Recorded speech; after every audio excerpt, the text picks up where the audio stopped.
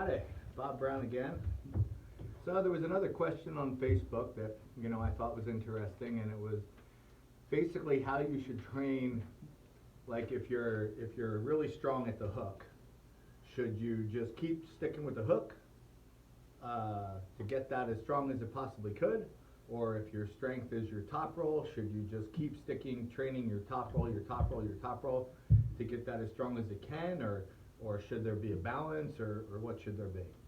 And I had a feeling this thread was going to be interesting, so I commented on it, and I said I'd make a video later on. And so it brought me to a saying that Todd Hutchins once said. He says, are you chasing wins or are you chasing excellence? Because that can help define the answer to that question. If you're chasing wins, well, let's say you're going after a particular guy, we'll just call him Bob. You're going after Bob, you think you're going to meet him in a tournament, and you're pretty sure that you're going to top roll Bob, or you're going to try to. And top roll is your strong point. Well, then keep working on your top roll, because you're going to be in a tournament and you still have to defend other stuff. Work your hook a little bit, but if you're chasing Bob and that's the silver bullet that's going to do it, then for that tournament, keep training your strength. However, in the long run, and this is what I always think, is always train your weakness. Always. And in my opinion, this is how you should do it. Let's say you're a top roller, and that's your strength, and you think top rolling is your strength. I would spend 25% of my time at practice top rolling. I would spend 25% of my time top rolling in the straps. I would spend 50% of my time hooking, because that's your weakness. Now, once you think hooking is no longer your weakness and you actually think hooking is your strength,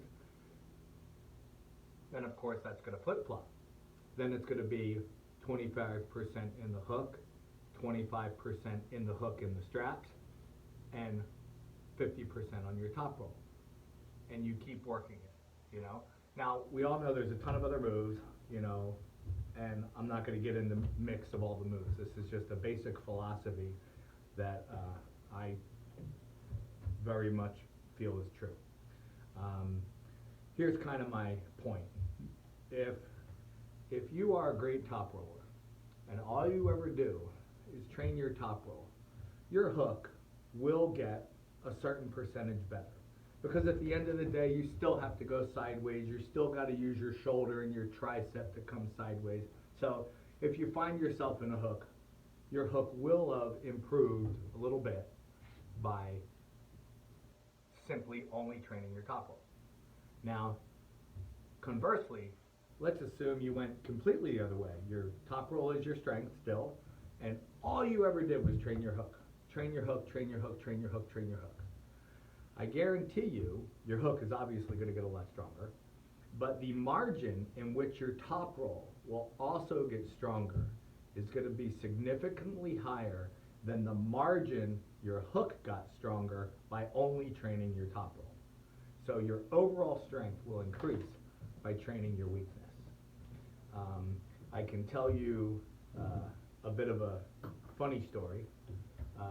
Me, Todd Hutchins, and John Brezink, we were all down at Brezink's house, and we had a few drinks in us, and we're talking about how to train. And of course, John, as we all know, table time, table time, table time.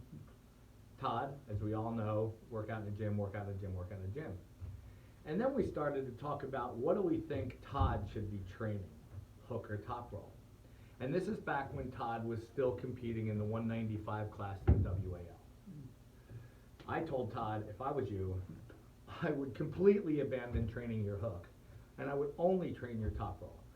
And John thought that was crazy. He's like, no, stick with your strength. Just, you're killing everyone in the hook. Just stick with your strength in the hook. And I was like, well, John, that's kind of my point. Todd's hook was so far above everyone else in the WAL in that weight division that he could have completely stopped training his hook for a year woke up out of a dead sleep and beat everyone in a hook in the WAL, in the 195-pound class. I said you should focus almost solely on your top roll, because eventually you're going to get bigger. Eventually you're going to go against guys with taller arms, and you're going to have to learn how to top roll. Well, that conversation took place, I don't know, years and years and years ago. And here we are today. Todd is working on his top roll very, very hard, because he's now going against guys with a lot taller arms. So at the end of the day, always work on your strengths always work on your weaknesses until you think it's your strength.